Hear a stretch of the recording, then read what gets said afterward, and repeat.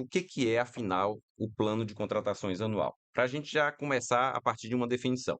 Porque a gente sabe que o plano, ele tem um propósito de, naturalmente, consolidar todas as compras, as contratações do ente público para o ano seguinte, né. Então é um planejamento para o ano seguinte. Mas por que que esse plano é importante? Muita gente acha que, é simplesmente fazer ali uma lista, eh, né, das compras e não entende exatamente qual a importância desse plano. Então vamos começar, a partir desse breve resumo, falando um pouco sobre para que serve o plano de contratações anual. E tem gente achando que é só mais uma burocracia também, né? É. Que não é.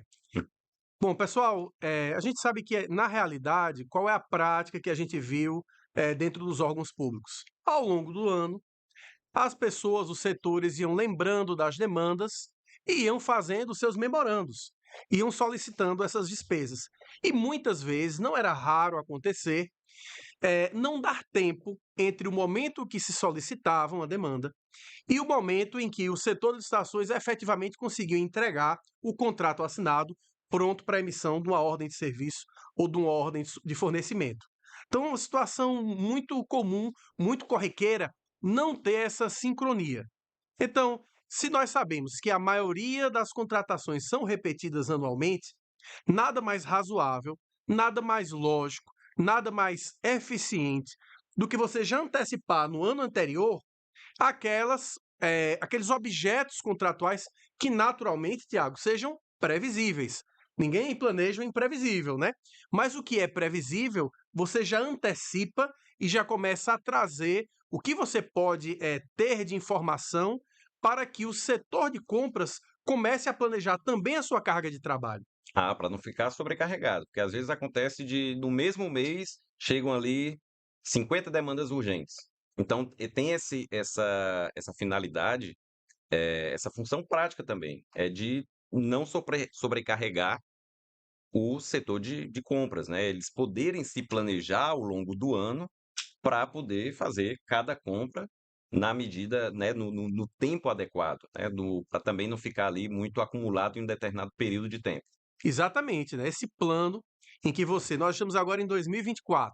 Então você, para 2025, você já vai antecipar agora a maioria, ou pelo menos tudo que você pode prever que precisa ser contratado, e o setor de uma diretoria de compras, um setor de licitações, já vai ter os elementos para começar a planejar a sua carga de trabalho. Perfeito. Para não ter, por exemplo, momentos em que tem muita licitação ocorrendo e às vezes um momento que quase não vai ter nada. Então, para poder distribuir isso melhor e poder levar na ponta aquele resultado, aquele contrato no momento certo, é que se faz, é um dos elementos de por que se faz o plano de Pronto. contratações anual. É interessante a gente mencionar que sobre as finalidades, né, todas essas finalidades que a gente já mencionou aqui.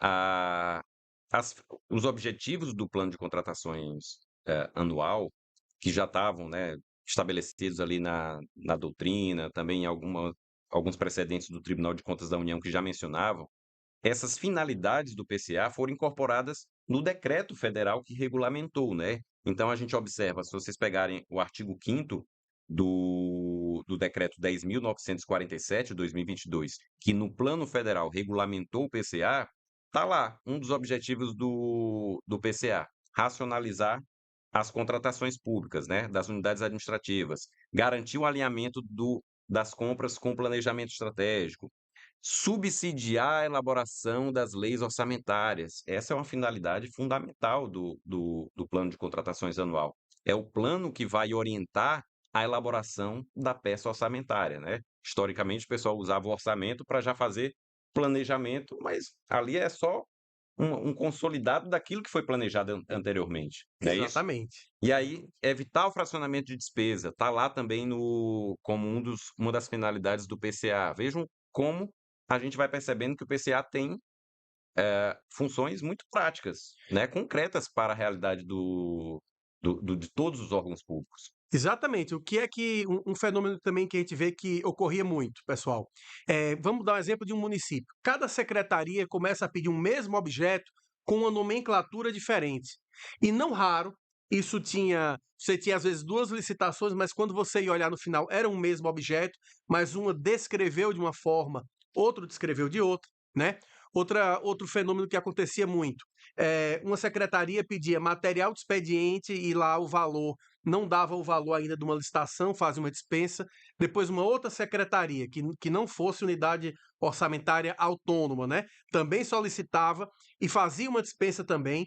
E no final das contas você tinha múltiplas contratações ocorrendo fracionamento de despesa, porque não tinha ninguém que consolidava e juntava. Opa, vamos olhar primeiro toda a demanda da organização como um todo, para poder definir se é caso de dispensa de licitação ou se não, ou se é um caso efetivamente de se fazer a licitação. Então, o plano vai servir para mitigar, para reduzir os riscos de ter fracionamento de despesa. Perfeito. Outra coisa muito interessante, Iago, é o seguinte: uma das funções, para mim, a principal, a mais relevante do plano de contratações anual, sob o aspecto da governança, é conseguir que os órgãos planejem as suas compras olhando para os objetivos, para os planos da organização. Então vamos dar um exemplo. Quase todo município hoje tem um plano da infância e da juventude. Quase todo município tem um plano para a primeira infância, tá? Então é no plano de contratações anual em que você vai olhar para os seus instrumentos de planejamento, de gestão, e vai extrair dali quais contratações você deseja realizar para cumprir os objetivos do plano. Então também o PCA se presta a essa função que ela talvez, para mim, ela vai dar um salto de qualidade no planejamento das organizações, que hoje é marcada pelo improviso, por você lembrar no meio da corrida que precisa daquela contratação, e aqui não. Você, quando for fazer o seu PCA, cada setor, cada secretaria ou cada unidade vai ter que olhar o plano estratégico daquele órgão, se tiver, esses instrumentos pontuais de planejamento, como um plano diretor de tecnologia da informação, como um plano de direitos da mulher, plano da cultura, plano para a primeira infância, e extrair dali as contratações para jogar dentro do PCA. Então, Perfeito. tudo isso é função do PCA. A gente percebe que o legislador, ele realmente quis tirar os órgãos, os setores de compras do improviso. Basicamente, toda contratação pública, né, nos últimos anos, claro que isso já vinha mudando antes da edição da Lei 14.133, mas basicamente as contratações públicas, elas nasciam do edital, né? Já o pessoal já o planejamento era o termo de referência, né? Esse era o único planejamento que existia. Aí vem a lei e diz: "Espera aí, vamos dar um passo para trás e olhar essa contratação a partir de uma perspectiva um pouco mais ampla com o estudo técnico preliminar". E aí vem essa mesma lei, espera aí, existe um outro passo que a gente pode dar para trás para poder olhar todo esse planejamento, essa contratação, a partir de uma perspectiva ainda mais ampla, que é o plano de contratações anual. E aí existem esses outros planos, que também é uma visão mais ampla ainda, né? Então a gente percebe que são diversos níveis de planejamento Isso. que vão desencadear uma contratação pública. Tiago, isso é algo que eu acho que faltou na para essa visão que o governo federal teve do PCA. Faltou dizer uma coisa que eu vou dizer aqui com todas as letras, tá?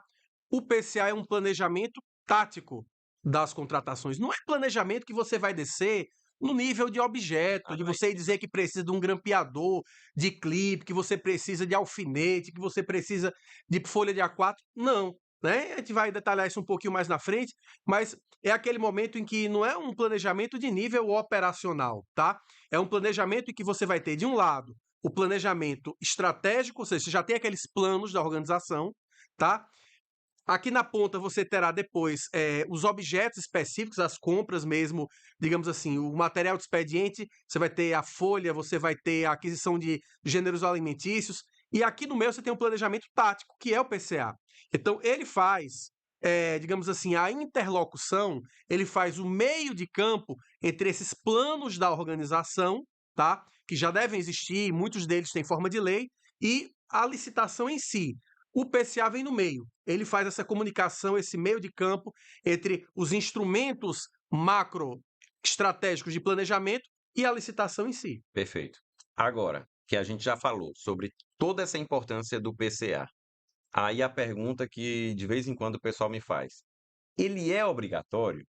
Porque a lei dá a entender em alguns dispositivos que ele é facultativo, dá a entender em alguns, mas aí eu vou mencionar um outro que ela já dá a entender que é obrigatório, eu vou dizer qual.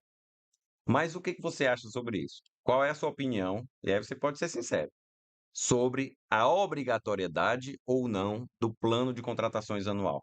Porque você já falou aí um monte de coisa que mostram a relevância, a importância do PCA. Eu vou responder para você e para nossa audiência, lembrando uma história com o meu dentista. Eu fui no dentista e ele disse assim: Olha, Carlos Henrique, você tem que usar o fio dental. Aí eu com aquela, eu digo, mas em todos os dentes, Ricardo, vou fazer o merchan dele aqui. Em todos os dentes, Ricardo, ele disse: Não, só nos que você quer preservar. Então, assim, é obrigatório você fazer o PCA, né? Lembre dessa história, né? É. É, não tem uma norma que esteja dizendo assim, é obrigatório fazer o PCA. Só que o conjunto de finalidades, o conjunto de benefícios mostra que nada proíbe e tudo recomenda de maneira extremamente contundente que você o faça. E não fazê-lo também será um tiro no pé, porque hoje temos uma lei de introdução às normas do direito brasileiro que se você não faz, se você deixa de fazer, aquilo entra também no contexto de responsabilização. Já, contrário senso, se você faz, por exemplo, um PCA e ocorre um fracionamento de despesa, a visão do controle vai ser um. Agora, se você se você incorre em fracionamento de despesa e o controle pergunta, mas você fazia PCA? Não, não fazia. Aí por quê? Aí você que vai ter que me dizer o que é que você vai dizer se isso ocorrer. Perfeito, porque no PCA, ora, você faz um cálculo, né? Você faz uma estimativa a partir das contratações anteriores, naquelas compras repetitivas. Então você sabe se aquilo dali, né? Se tem, por exemplo, uma demanda excepcional. E aí, se o controle vai lá e verifica que, olha, não, você fez o PCA e você fez com base nas estimativas dos anos anteriores. Só que ocorreu um evento aqui, uma demanda Catastrófico, extraordinária, um enchente, isso, que fez com que a gente tivesse que fazer uma contratação extra. Mas você mostrou que você fez o plano de contratações anual. No plano de contratações anual, que você fez a estimativa das contratações, né, de valores e quantitativos com base nas demandas anteriores. E aí, eu ainda menciono o seguinte: embora a lei, e essa é a interpretação que eu tenho dado para essa suposta facultatividade do PCA que a lei deu a entender. A meu ver, a lei, o legislador, ele não quis romper com uma realidade de dificuldade dos pequenos órgãos, dos pequenos municípios, certo? Ele não quis impor, a lei já trouxe inúmeros documentos novos, encargos, né? encargos, ele não quis, nesse primeiro momento, impor essa obrigação. Então ele falou assim: "Ora, sempre que elaborado o PCA, os órgãos poderão, na forma de regulamento, fazer o PCA". Só que, quando a gente vai lá no artigo 11, que fala das finalidades, e aí ele traz no parágrafo único o dever de governança, o dever da alta administração de implementar a governança, ele diz, isso é um dever da alta administração, diz que a alta administração tem que promover um ambiente íntegro e confiável, assegurar o alinhamento das contratações ao planejamento estratégico e às leis orçamentárias, e promover eficiência, efetividade e eficácia em suas contratações. Então, tem que promover alinhamento das contratações ao planejamento estratégico. Isso é dever da alta administração. Então, quando a gente vê que o legislador impôs aqui esse dever à alta administração, e aí qual é a minha visão? É que pouco a pouco os órgãos de controle vão chegar. Uma coisa é, nos primeiros anos, haver uma tolerância em relação à não elaboração do PCA. Mas, daqui a alguns anos, talvez já nos próximos 2 anos, quando o órgão de controle pegar um município que não fez o PCA, a tolerância vai diminuindo. Vai diminuindo por quê? Porque vai mostrando esse constante déficit de planejamento. Quando a lei já vem aqui, ó, dizendo que você tem que fazer tudo isso aqui, tem que implementar governança, tem que fazer o planejamento, né? Tem que lá no ETP você vai ter que dizer onde é que está, qual é o item do PCA que mostra que aquela sua demanda está alinhada com o planejamento. Vai ser, Tiago, muito difícil explicar o porquê não faz o Porque PCA, não faz. não é? É por isso que eu vejo como uma norma, essa suposta facultatividade seria, na verdade, uma norma de transição. Um pode, mas é um pode por enquanto. Na linha do poder-dever, né? Exatamente. Eu também, no meu livro, eu coloco que ela é facultativa, mas eu tenho escutado e lido e conversado com você e lido em alguns outros livros essa tendência que eu tenho visto de que é algo que venha a ser exigido de maneira cogente. Acredito que talvez a melhor solução da norma teria ter dado um prazo, né? Isso. Como se deu em alguns outros pontos da lei para os municípios, por exemplo, os órgãos de menor porte. Teria sido um caminho mais interessante, mas bom, é o que nós temos da lei, só que o que eu tenho dito a todo mundo, o que eu tenho dito nos cursos em que eu tenho dado é: não deixe de fazer, porque ao elaborar o PCA, a alta administração está mostrando que deu um direcionamento de governança importante ao determinar que se implemente essa ferramenta, que na minha visão é fundamental, tá? Ela é o primeiro grito a dizer: estamos tentando sair do improviso. E isso para os órgãos de controle, e isso para a defesa do gestor, se você pensa hoje na lei de introdução das normas de direito brasileiro, é fundamental.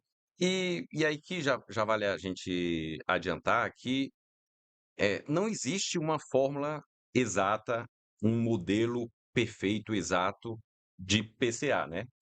Eh, os órgãos, principalmente os pequenos municípios, aqueles que vão fazer pela primeira vez o PCA, eles não precisam fazer um PCA perfeito, né? É um instrumento que é para ser um instrumento para lhe ajudar. Embora no início talvez você não perceba o quanto ele vai lhe ajudar, é um processo de aprendizado, né? Exatamente. Por exemplo, a administração pública federal, Tiago, vem fazendo desde 2018.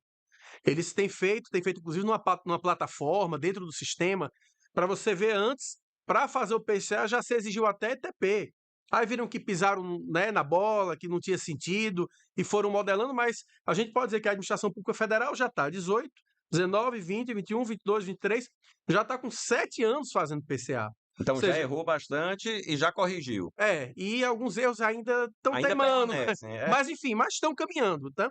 Então imagine você que é de município, que é de estado, que é de um SAI, que é de uma Previ, é um caminho a se percorrer, mas se você não der o primeiro passo, aí vai ser sempre muito difícil. Mas o que eu quero dizer é o seguinte: é possível, e aí no material que a gente está entregando a vocês, vem isso, modelos mais simplificados de PCA, para vocês começarem pelo simples. Depois vocês vão sofisticando, fazendo gráficos, se quiserem, né? Mas assim, Pizza. é possível, não é nada do outro mundo e dá para fazer. Perfeito. Então vamos lá, vamos avançar aqui. Quais as demandas que devem ser informadas no PCA? Porque tem demandas que, primeiro, que não tem como ser previstas, né? Uhum. Outras demandas que talvez sejam de valores muito pequenos, como aquelas de suprimento de fundos. Afinal, quais são os critérios? Que tipo de demanda, né, de contratações, de compras, devem constar no plano de contratações anual? Bom, vamos lá. Lembrando, pessoal, que a Lei 14.133 não trouxe nenhum mecanismo de disciplinamento. Então, vai caber ao seu órgão disciplinar o que é que você deve fazer constar dentro do seu PCA. Como sugestão, pela lógica, o que é que deve constar? Todas as contratações novas que você pretende fazer e todas as contratações que você tem que se repetem todos os anos. E aí a gente brinca, eu tenho feito enquete, quantos por cento das contratações se repetem todos os anos? E eu tenho escutado de 80 a 90%. Então, assim, no A grande mínimo, maioria das contratações hum, são repetidas, ou seja, são previstas, são previsíveis. previsíveis. Então você tem aí pelo menos as contratações que se repetem para você fazer constar. Você tem os contratos que você vai prorrogar. Isso é fundamental que conste.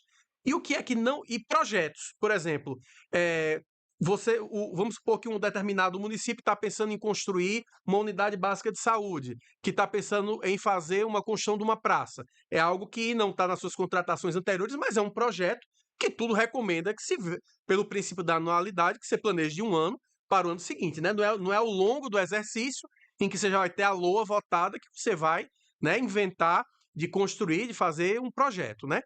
E o que é que não deve constar, Tiago? Na minha visão, não precisam constar essas contratações que vão ser feitas por suprimento de fundos, que são essas contratações de pequeno porte, e naturalmente você não vai conseguir prever, por exemplo, o que decorrer de força maior, de caso fortuito, e essa é uma realidade de município, tá? Nem o que você conseguir por emenda. A gente sabe que as emendas Isso. É uma parlamentares, dúvida muito comum aí do pessoal, são as emendas. elas aparecem ao longo do exercício, né? Você consegue viabilizar a base de financiamento para algo que você precisa, mas que você não tinha previsto porque você não tinha como pagar. Mas se aparece ao longo do exercício, você não vai deixar de comprar. Você compra, você vai registrar no seu ETP que não estava previsto no PCA, mas vai explicar que decorreu de uma emenda parlamentar. Não Perfeito. tem problema. Não tem problema algum. Certo. E em relação ao cronograma, porque eh, quando a gente pega o modelo da administração pública federal, tem um período ali de elaboração, e aí ele vai lá para o ministério, e aí depois tem um período de revisão. Então, a gente percebe realmente que esse plano, ele é elaborado ao longo do ano, mas tem um prazozinho inicial, né? Tem um prazo fatal, que é o prazo que, obviamente, ele deve ser feito antes da elaboração da lei orçamentária, Isso. né? 4 meses antes do fim do exercício, mas eh, tem algumas etapas anteriores. Então, é preciso regulamentar esse cronograma, né? Exatamente. Eu vou pedir que o pessoal coloque o nosso slide com Ah, o deixa eu ver aqui. cronograma, acho que é o 14, Pronto, o nosso slide 14 aí no ar. pronto. Vamos colocar esse. É, e- abre aqui a tela, por gentileza, para mim. Pronto. Olha aqui. Tá. Pessoal, vocês vão ter que montar um cronograma para vocês e vocês vão ter o seguinte marco. O marco, e a gente vai construir dessa data para trás, cada órgão vai ter que fazer a sua regulamentação própria. Por quê? A gente vai ter como marco a data do envio do projeto da lei orçamentária para ou a Assembleia Estadual ou a Câmara Municipal, tá? Então, que data é essa? Não existe na lei. Nós temos a Constituição, mas tanto as constituições estaduais quanto as leis orgânicas municipais podem alterar essa lei, tá? Então, vamos imaginar, tá? Fechei aqui só essa tela para aparecer aqui para Pronto, mim espera abrir, aí. Vai. tá? Vamos imaginar que a data para o envio, do projeto de lei seja até 30 de agosto, tá? Até 30 de agosto. Então, qual vai ser a dinâmica? Vocês vão captar primeiro a demanda das unidades interessadas. Eu vou dar um exemplo aqui de município, mas vocês ajustam aí cada um para a sua realidade, tá?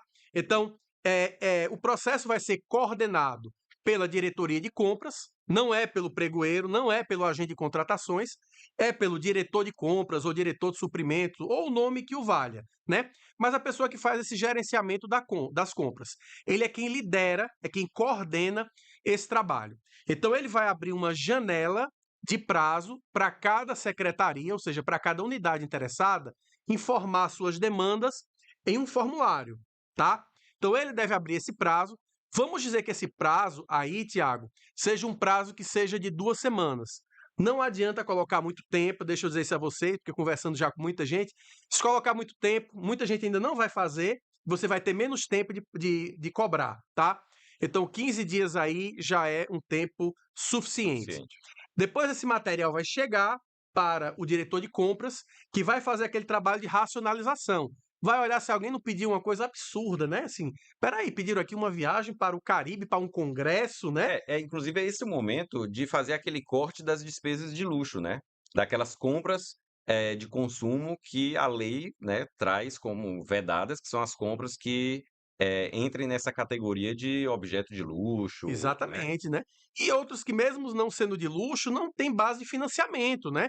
Um secretário eventualmente quer fazer um ginásio poliesportivo no município, mas se não tem aquele recurso, não vai adiantar colocar, não é? Perfeito. Depois disso estar, digamos assim, saneado pelo diretor de compras, ele vai ter que passar isso para a autoridade superior, no caso, para o prefeito, para que ele olhe aquela lista, secretaria por secretaria, ou seja, unidade interessada por unidade interessada, e cortar, e aumentar, e dizer, olha, não, eu acho que eu vou aumentar o orçamento aqui de tal secretaria, para poder chegar a uma forma final, tá? Certo. Chegada a essa forma final, a gente vem uma próxima etapa, que é traduzir o PCA para a linguagem orçamentária.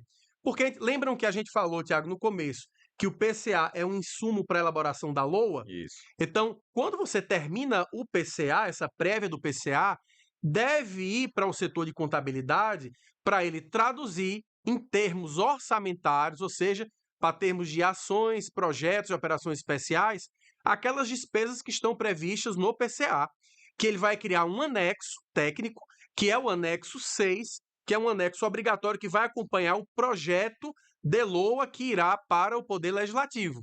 Então, feito isso, já estará o processo todo completo para que a Secretaria de Planejamento possa enviar o projeto de lei para o Poder Legislativo, constando uma LOA cujo anexo 6 vai espelhar o PCA. Perfeito. Aí a coisa vem Pronto. bem redonda. Então você já fez aí um resumo. Calma aí, pessoal, que a gente vai destrinchar melhor cada Isso. passo a passo aqui. Isso aqui foi só para vocês terem uma visão panorâmica do processo e do cronograma. Mas antes de a gente destrinchar mais cada etapa dessa, eu queria falar um pouco sobre a pessoa responsável por coordenar o plano de contratações anual, que você tocou aí no diretor de compras, mas eu queria fazer aqui um exercício para a gente passar para o pessoal, que eu sei que essa é uma dúvida que muitos de vocês têm, quem deve assumir essa responsabilidade de coordenar, né, a elaboração do plano de contratações anual. E vocês já puderam perceber, pela fala aqui do Carlos, que envolve, uma coisa é a pessoa que coordena, mas a participação na elaboração envolve muita gente. E é por isso que eu quis trazer todos vocês, não só os diretores, né, o pessoal que está ali no nível de gerência, de gestão, não. Eu quis trazer todo mundo para essa aula, porque todo mundo precisa entender e, eventualmente, participar dessa elaboração do plano de contratações anual. Então, vamos fazer o seguinte exercício. Você falou no diretor de compras. E aí o pessoal já pode imaginar no seu órgão quem é essa figura equivalente ao diretor de compras. Vamos fazer o seguinte exercício. Na União, acho que o pessoal já tem lá, é o pessoal do Ministério né, Já lá estão do cadastrados em Planejamento. sistema isso daí já. O pessoal já está com um sistema, já está todo mundo. Não que vocês não sejam bem-vindos aqui para a nossa aula, o pessoal, os servidores federais, que Claro. tem muitos aqui. Mas a gente quer conversar mais com o pessoal que não faz ainda o plano de contratações anual. Mas vamos começar de um nível de estado e ir descendo para os níveis menores. Estado, quem é que normalmente coordena a elaboração do plano de contratações anual? Ó, estado, como tem uma estrutura maior, se você tem, por exemplo, um hospital que é descentralizado, aquele hospital terá um setor de compras, naturalmente. Isso. Então, se espera que aquele setor, que é quem faz essa gestão das compras, faça essa coordenação, né? Para as compras centralizadas, naturalmente deve ter algum gestor para essas compras chamadas compras centralizadas. Quem não deve fazer, que eu acho que talvez seja a questão mais importante, é o agente de contratações e o pregoeiro. Essa é a figura que não Não deve deve fazer. fazer, não é? Exatamente. Porque Acho que muita gente vai ficar aliviada ouvindo isso agora. um dos problemas históricos nas contratações públicas, sabe o que é, pessoal? É o pregoeiro, e agora agente de contratações, fazer às vezes do diretor de compras. Ah, Tá? Isso aqui é um problema cá para nós, inclusive do SEGES. Vocês devem ter escutado o pessoal do SEGES dizendo: não, o agente de contratações é como se fosse um gerente de projetos. Não! O agente de contratações é a pessoa que aplica o edital, só. O gerente de projetos ou o gerente de operação é o diretor de compras, não é o agente de planejamento. Agora, esse é um vício daquela. Está até no nosso curso lá, né? é. Esse é um vício do licitatocentrismo, não é? Na verdade, e que está espelhado até na própria nova lei de licitações, que traz um dispositivo para o agente de contratações, né? Ali para o pregoeiro, para o agente de contratações, não traz um dispositivo para o diretor de compras, para o gerente de suprimentos, que na verdade é para ser esse maestro. É o maestro esquecido na sinfonia das contratações. É o diretor de compras. E se a gente for para um município, um pequeno município, ou um município de médio porte, né? Quem seria essa figura? A depender da realidade do porte do município, tá? Você pode ter até o próprio secretário de administração envolvido nessa operação, Isso. tá? Vamos pensar aqui no município de 1.500 habitantes, mais ou menos como Viçosa, no Rio Grande do Norte, ou de 2.000 habitantes, como Bodó, né, Rio Grande do Norte. Às vezes você não vai ter a figura de um diretor de compras. Você tem lá o seu agente de contratações e pregoeiro e você vai ter um secretário de administração. Olha aí, Será pessoal. ele essa figura? Isso, é porque o pessoal já está falando aqui, eu estou observando o chat que vocês estão escrevendo, tá? Alguém falou aqui que o diretor de compras também é o de suprimentos, que também é o agente de contratação, mas aí é o momento de chamar o pessoal que está mais em cima, né? Talvez o secretário de administração, o secretário de planejamento, pode eventualmente participar desse processo, correto? Tiago, aí é uma questão de governança. Deixa eu dizer o que eu conheço. A minha vivência é municípios de pequeno e médio porte. Um DR, papo, câmara da verdade aqui. O que eu vejo em muito lugar é os diretores de compras ser um cargo quase que fictício, tá? Que o prefeito coloca e deixa tudo nas costas do pregoeiro barra agente de contratações. Isso não vai caber mais, não vai ter mais espaço para isso. Então, talvez esse seja o momento de você chamar o seu gestor e tentar explicar ele, olha, com a nova lei, tá? Quem vai tocar, por exemplo, gestão do catálogo, de fornecedores, quem vai ter que tocar essa parte mais de estruturação do processo de contratação é o diretor de compras, não é o pregoeiro. Perfeito. E aí, pessoal, é importante vocês entenderem que isso aí, como você falou, é governança, é uma decisão gerencial do próprio órgão. Muita gente está falando aqui, será que não seria melhor o secretário de planejamento ou o secretário de administração? Isso cabe a cada ente, não tem uma regra fechada, né? É uma decisão de governança, uma decisão que cabe aí a vocês tomarem nos seus órgãos. Claro que a gente fala aqui são níveis, né? Tem aquele nível operacional, o pessoal lá que está fazendo ali está mexendo na cozinha, né? Que está fazendo ali a operação, a contratação, o pessoal do planejamento, o agente de Isso. contratação, tem um nível mais O, tático, o operacional é pregoeiro, agente de contratações, gestor do contrato e equipe que faz ETP e TR. aí tem o nível Aí é tático. operação. Isso, aí tem um nível tático. Diretor de compras e, eventualmente, um secretário de administração também pode fazer um nível Isso. E tático. ainda tem um nível mais alto, que é o estratégico. Quem é esse aí? Prefeito e, eventualmente, algum comitê que ele tenha com os seus secretários. Perfeito. Pois bem, então percebam que a gente está falando aqui de níveis. E aí cada ente público, cada município, cada autarquia, cada estado vai, dentro das suas normas de organização interna, distribuir quem vai ser o responsável por um ou outro documento ou pela coordenação de um ou outro plano, e aqui no caso o plano de contratações anual, tá? Então, depende aí de organização interna, de governança, decisão gerencial do próprio órgão. Voltando para quem deve coordenar o plano de contratações anual. A gente já falou aqui no âmbito do município pequeno. Na Câmara Municipal, a gente tem muitos alunos aqui que são de Câmara Municipal, câmaras municipais pequenas. Quem é essa figura do diretor de compras no âmbito de uma pequena Câmara Municipal? Pessoal, quando se fala em Câmara Municipal, o pessoal já pensa em segregação das funções, É, né? E eu quero que vocês entendam que a segregação das funções, apesar de ser um princípio, ela é um princípio das contratações públicas. E como todo princípio, não é algo absoluto. Qualquer órgão de controle, qualquer um que se debruçar sobre uma estrutura de uma Câmara Municipal de um município de 5.000 habitantes, tem que entender que não vai ter o mesmo nível de segregação de funções num Tribunal de Justiça como é o de São Paulo, que tem uma estrutura gigantesca, né? Então, primeiro, quanto a isso, fiquem tranquilos. É natural que órgãos muito pequenos, eu não falo nem Câmara Municipal, imagine um SAAI, né, um isso. serviço autônomo de água e esgoto de um município de 30.000 habitantes, ainda é uma estrutura menor do que uma Câmara Municipal, tá? Então, primeiro, qualquer órgão de controle vai entender que não vai ter essa especialização tão aprofundada de funções, né, e de atores do processo de compra. Primeiro isso, se tranquilizem, tá? Segundo ponto, dentro das câmaras municipais de pequeno porte, a gente sempre tem uma figura que é o diretor. Tem lugar que chama diretor, tem lugar que chama diretor administrativo, que funciona como se fosse um secretário de administração. Então, essa figura pode funcionar como o coordenador do PCA. E, no limite, o próprio agente de contratações pode também coordenar o PCA, desde que dentro da sua norma, da sua regulamentação da sua Câmara Municipal, você defina sim e nos considerandos faça, né, nos considerandos esse ato, considerando o diminuto quadro de pessoais dessa entidade.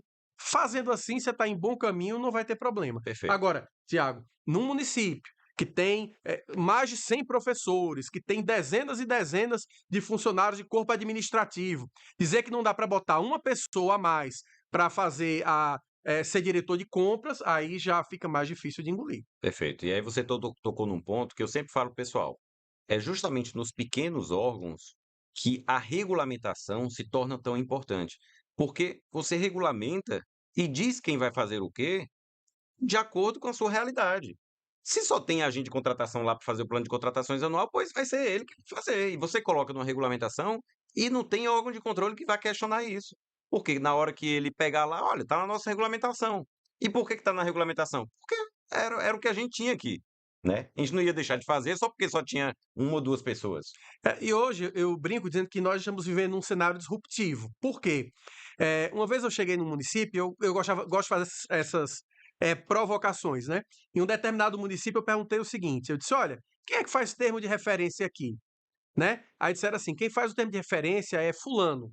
É pelo nome, não era o cargo, não era o órgão, não era o setor, é fulano. E aí eu perguntei, mas por que ele? E a velha e boa resposta, porque sempre foi assim, né? Muita coisa dessas rotinas não é nem só de compras, às vezes é de tudo. É o famoso sempre foi assim. Só que agora, olha que disruptivo, a gente está num momento que nós temos novas tarefas a serem executadas que você não pode se apegar ao sempre foi assim. E ao invés de entrar na cultura do fazer agora de qualquer jeito ou de fazer na gravidade, é o momento de botar a bola no chão e dizer: peraí, quem é a melhor pessoa ou o melhor setor ou o melhor cargo para executar isso, né? E vamos apontar isso dentro da norma.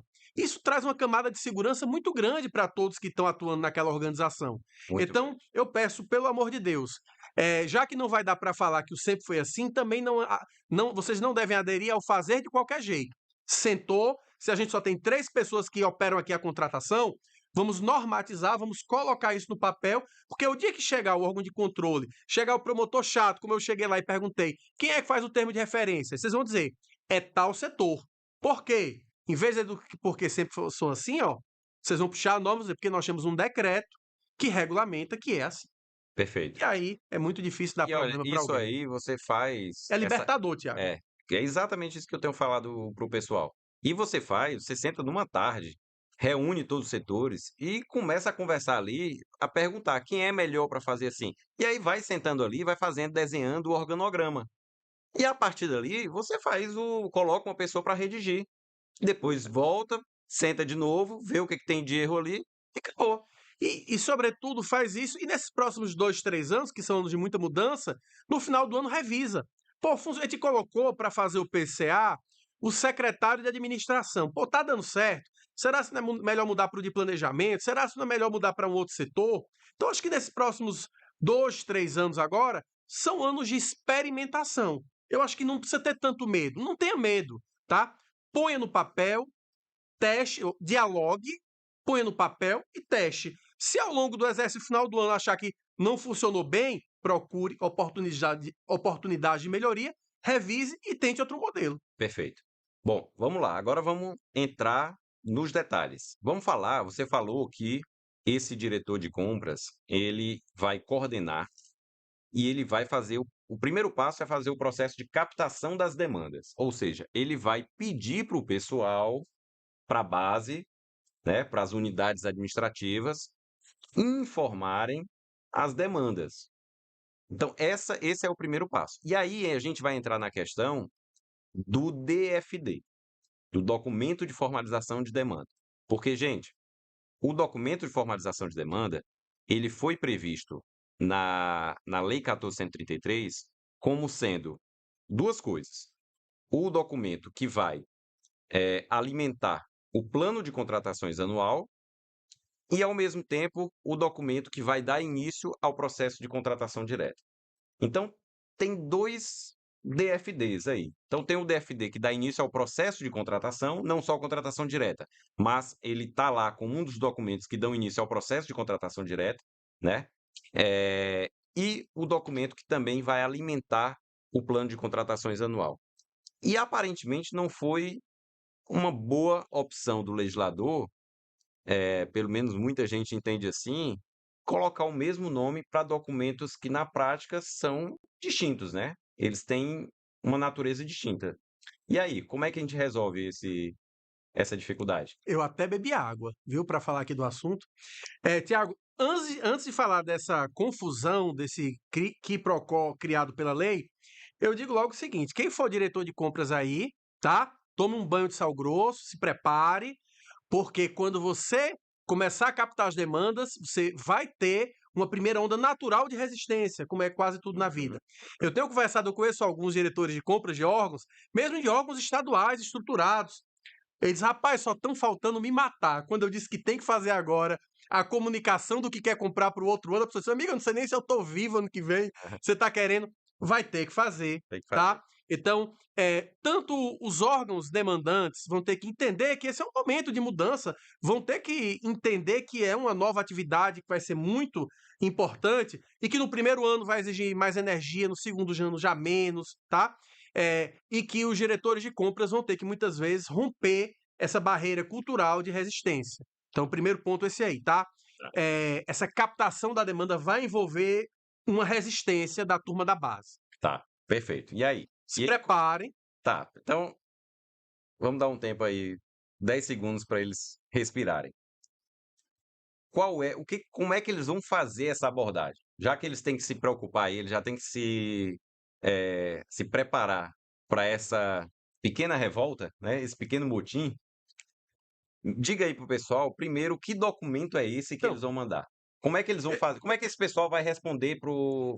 eu tenho dito aos diretores de compras que primeiro vocês têm que fazer uma sensibilização, tá? Então, assim, tentem marcar uma reunião para explicar que começará a ser pedido isso antes de mandar, tá? Mostrar o documento que vai ser utilizado para o pessoal já ir entendendo, Certo. explicar qual é o propósito, como esses que nós discutimos agora, do PCA, que isso vai acelerar, inclusive, as contratações no ano anterior. Então, é o que eu chamo de momento de sensibilização, tá? Então, senhores diretores de compras, vocês precisarão desse momento de sensibilização com o pessoal E que vocês aí vão captar a o pessoal demanda. que está na base e que está aqui nos assistindo, eles também podem ajudar nisso, né? Por favor, né? É, Então, o pessoal pode colaborem, né? é, Colaborem, né? E agora o segundo ponto que Tiago comentou, que é uma baita confusão que a lei criou, tá? O que é que acontece, pessoal? Vamos lá. É, já de há muito tempo, tá? As normas federais vinham tratando que a licitação começava com um documento que chamava Documento de Oficialização de Demanda, chamava DOD, tá? E que depois, lá na IN 05 de 2017, mudaram para DFD. Era Documento de Oficialização de Demanda, depois mudaram para Documento de Formalização de Demanda, mas é a mesma coisa. É o velho Memorando de Solicitação de Despesa, tá? Não sei por quê, alguém teve uma brilhante ideia de, ao se criar o PCA na área federal, de o documento. Então calma, tá? Então, para ficar claro. Então, primeiro, nós temos o DFD, que é o documento que deflagra a licitação em si, ou seja, é o memorando, o velho memorando de solicitação de despesa, que a partir desse DFD, desse memorando, nós vamos ter TP, TR, edital, licitação e segue a sequência, tá? Alguém teve a ideia, não sei quem, tá? Teve a ideia de criar, de dizer que na hora de se fazer o PCA, ou seja, agora a gente está em 24, vai fazer o PCA para 2025, que cada órgão, cada unidade demandante vai ter que informar o que ele quer, vai ter que informar a sua demanda. Ao invés de chamar esse documento de informação da demanda, ou de instrumento, eu gosto do nome, instrumento de captação da demanda, que nada mais é do que um formulário, chamaram também de DFD. Então, se você pega a lei, isso aí tem manifestação formal naquelas lives do Sérgio. Então, a lei previu dois DFDs. O DFD, que é o memorando de solicitação da despesa, que vai vir o ETP, o TR, o edital e a licitação, e o DFD, que é a captação da demanda para formar o PCA, tá, né? então tem o DFD, porque a lei chamou os dois de DFD. Isso. Mas é importante a gente só saber o seguinte, que são dois documentos diferentes. diferentes. Então, tem o documento de formalização de demanda, que é o que vai dar início ao processo de contratação, ao ETP e ao termo de referência, e tem o E tá documento, tudo e bem, é isso, e tá correto, é isso perfeito, mesmo? é o documento de formalização de demanda. Aham.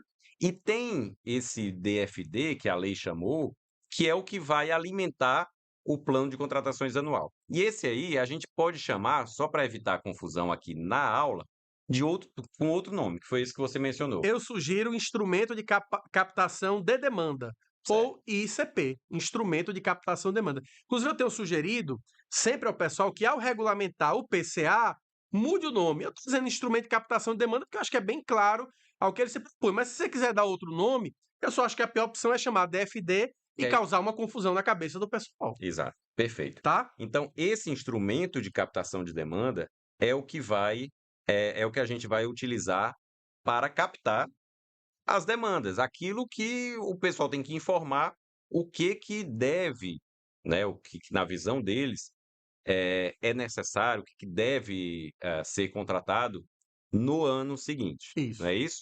E o que exatamente. deve constar desse documento, afinal? Porque, como a gente já falou aqui, que eles vão ter liberdade para, formatar esse documento, Uhum. o que a gente sugere, o que a gente deve sugerir para que eles devem fazer constar nesse documento? Pronto. Vocês vão ver que já existe no plano federal um conjunto de requisitos que eles definiram lá, tá? Tá. Salvo engano, é artigo 8º. E o que eu quero dizer a vocês é, vocês não precisam copiar e não devem copiar. Esse é o momento de cada órgão experimentar o que é melhor e a gente vai trazer algumas sugestões para vocês, tá? Mas nesse primeiro momento, Tiago, da captação da demanda, é o momento que eu quero que você pense no diretor de compras, tá? Ele vai abrir um prazo, que é o que eu chamo de janela de captação de demanda, e vai ter que comunicar isso para as unidades internas. Vai ter que, para cada unidade, informar qual é o orçamento daquela unidade. Então vamos imaginar no município, vai ter que se dizer, olha, o orçamento para a Secretaria da Educação vai ser 20 milhões, para o da Saúde vai ser 15, para o de Cultura vai ser 2, para o de Administração vai ser 4. E aí, cada unidade daquela vai saber, o diretor de compras vai ter informado qual é o orçamento daquela unidade, e aí, a partir daí, ela vai preencher o instrumento de captação de demanda até o limite daquele orçamento que foi passado, Ah, tá? isso aí é interessante, porque, eu já vi casos de, um gestor, né, um diretor de compras, pedir as demandas para o pessoal, e aí na hora que ele recebeu as demandas, que ele foi fazer a soma, dava 3 vezes o orçamento do órgão, porque todo mundo colocou o que achava que era necessário, né. Então, é explicar que tem um lastro, né? Não é o instrumento de captação de demanda não é para capturar os sonhos de cada secretário, É, mas é baseado no orçamento do exercício anterior. A Secretaria de Planejamento vai olhar quanto é que foi, por exemplo, nos últimos 3 anos o orçamento, por exemplo, da educação, acrescenta ali alguma coisa, não muito, 2%, até porque o país não tem nenhuma previsão de grande crescimento, aumenta ali 2, 3% e informa esse valor lá para a unidade. Então, cada um vai começar a informar suas demandas a partir do que foi repassado por quem está coordenando o processo, que é o diretor de compras, tá?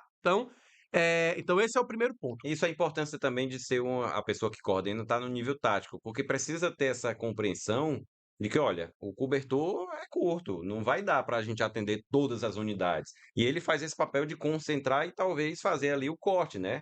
Não, e veja, não é uma decisão do diretor de compras. Isso aqui, o diretor de compras vai ao secretário, que vai ao prefeito. Isso, Que o prefeito e o secretário, que é a alta administração, pode dizer, não, esse ano eu vou querer soltar um pouco mais para a educação. Aumenta o da educação e corta um pouco os outros, tá? Então isso aí é política, isso é uma decisão política. De quanto de lençol vai para cada unidade dessa, é uma decisão política legítima da autoridade máxima daquele órgão, perfeito, perfeito. Então vamos lá. tá?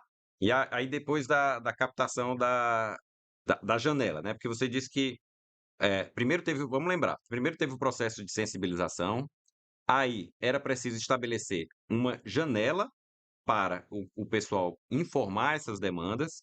O que mais? O que mais que a gente tem que ter o que a gente deve pensar mais nessa fase de captação? Falando aqui dos requisitos do documento que a gente vai mandar para o pessoal preencher. Eu vou trazer aqui algumas sugestões para vocês. A primeira, imaginem, Tiago, isso está no material de vocês, tá? Uma planilha do Excel, que Isso, nós vamos ter 5 colunas. Qual vai ser a primeira coluna? Descrição sucinta do objeto. perfeito. O que é que você vai colocar aí? Você vai colocar aquele objeto, aquela compra, ou aquele serviço, ou aquela obra, ou aquela solução de tecnologia da informação, ou aquela locação de imóvel que você precisa. E aqui é um momento muito delicado. Por quê?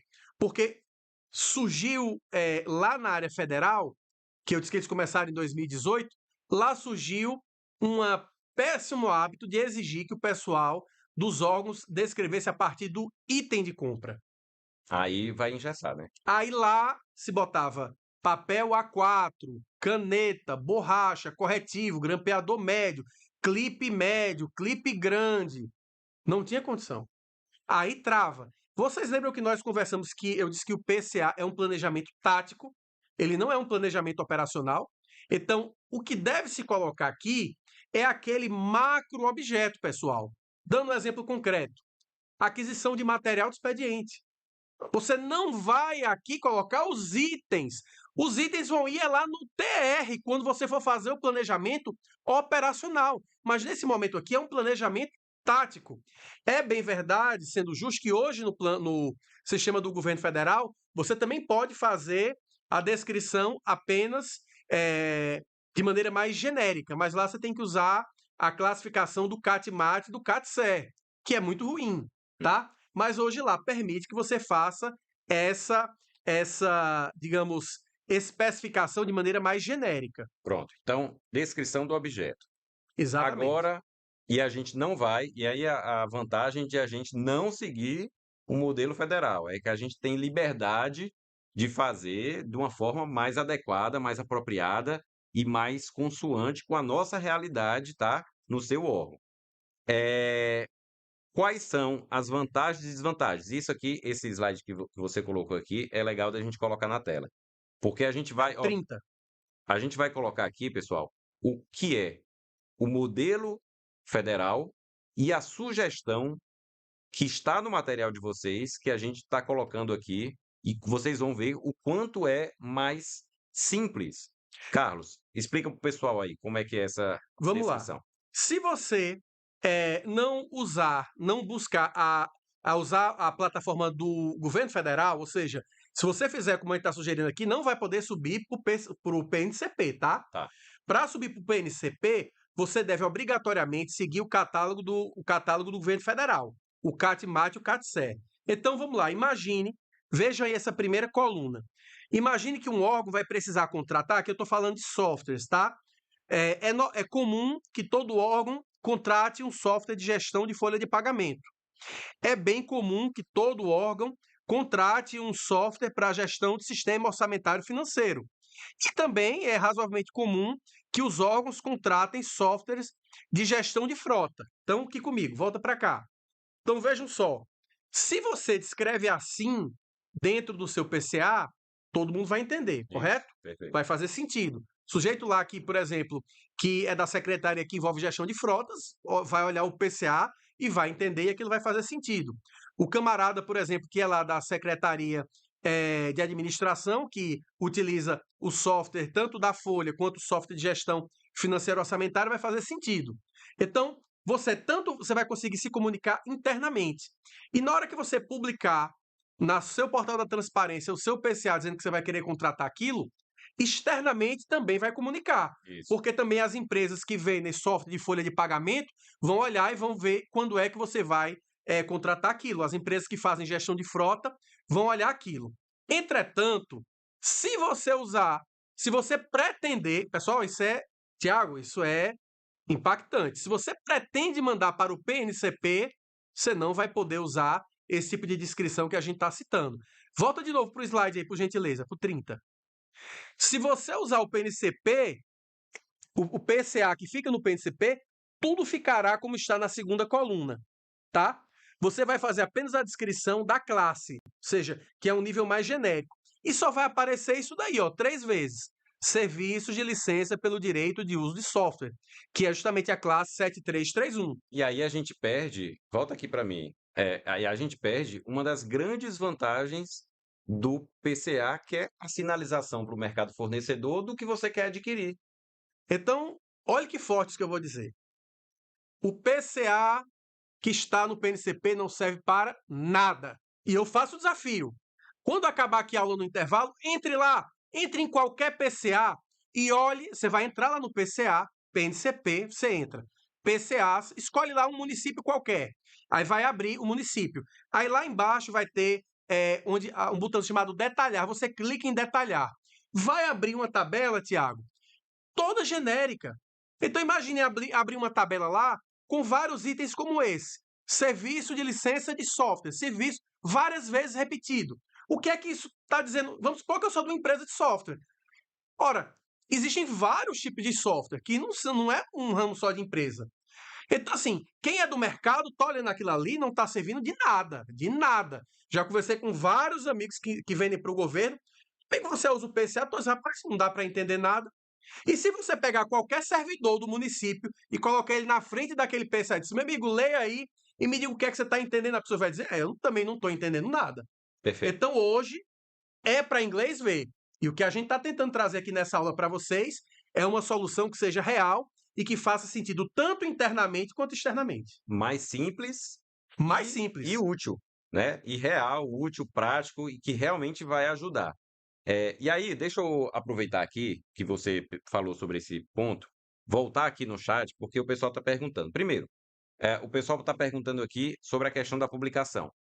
Então, é possível não levar para o PNCP e utilizar só a publicação no próprio portal da transparência? Com certeza. Quem vai definir isso? A sua norma, a sua regulamentação interna.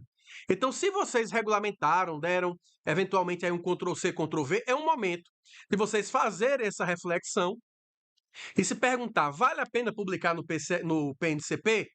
Não, se não vale, o que é que será o seu PCA? Será um documento em PDF que vocês vão gerar e vocês vão publicar no seu diário oficial e no seu portal, especialmente no seu portal da transparência. Pronto. Que aí todo mundo que tiver interesse, o mercado fornecedor, vai entrar lá, vai olhar e vai poder identificar se aquele produto que ele vende ao mercado você pretende vender, você pretende comprar. Pronto. Então, aqui a gente já responde as perguntas da Rosenilce, da Priscila Dutra, da Natália. Olha, você não é obrigado a publicar no PNCP, você pode fazer, regulamentar, publicar no seu portal da transparência. O PCA é um instrumento de gestão, de governança, é um instrumento que deve ser útil. É muito importante que ele seja útil para a própria administração. Então, não adianta você fazer um PCA que seja para inglês ver, que você vai só cumprir ali a tabela, né, cumprir o checklist de publicar no PNCP e ele não vai servir para nada, tá? Então, você pode, e a gente recomenda que você faça um PCA que seja útil, que seja simples de se fazer e que realmente possa servir realmente para a sociedade e para o seu órgão. E aí você publica no seu portal da transparência. E aí, uma outra pergunta que está relacionada com isso, que a Ana Paula Cândido faz, e que eu achei interessante. Podemos cadastrar um no PNCP e fazer um mais detalhado e divulgar no portal da transparência? Ou seja, fazer o do PNCP e fazer um que realmente é para a gente utilizar e ser muito útil? Quem A perguntou? Ana Paula Cândido. Ana Paula Cândido, ela colocou qual é o órgão dela? Colocou não, né? Nem a cidade, nem nada. Não, mas ela vai dizer aí. Ana Diz aí, Paula, Ana Paula, depois de onde você é. Ana Paula, veja só. Você já está trabalhando aqui no melhor dos cenários. Eu achei ótimo. Nada impede, por exemplo, que se você tiver esse grau de detalhamento e de energia, você criar 2 colunas Coré-Ceará. Legal. Então, pronto. aqui, né? É, Tá em casa, tá, né? tá. Ana Paula, nada impede que você crie 2 colunas no seu PCA, tá? No que vai ficar publicado internamente, em que na primeira coluna você utilize a sua nomenclatura e que nenhuma segunda coluna, algo muito parecido com esse. Última vez, o slide 30. Algo que vai ficar parecido com esse slide 30, tá? Ou seja, que na primeira coluna você descreva o macro objeto com as suas palavras e que numa segunda coluna você coloque segundo CAT-MAT/CAT-SER. Pode voltar para a gente, tá? Nada impede. É uma boa solução? É uma boa solução. E é claro que o importante é que vocês vão ter que ter um tipo de sistema, de software, que faça essa interoperabilidade com o portal, lá com a API do portal, porque lá no portal, a API só vai aceitar o CAT-MAT ou o CAT-SER. Não vai aceitar informação que não venha no padrão do CAT-MAT, CAT-SER. Tá Perfeito. legal? Mas sim, você conseguiu aí uma solução bastante interessante. O Cristiano Lima, inclusive, ele diz que no município que ele trabalha, a regulamentação exige uma publicação no PNCP e no Portal da Transparência. Então, ele pode trabalhar com esses dois modelos, correto? Correto. E aquela velha coisa, né? Para evitar problema e dor de cabeça, na regulamentação, esclareça, né? Isso. Coloque lá um considerando, né?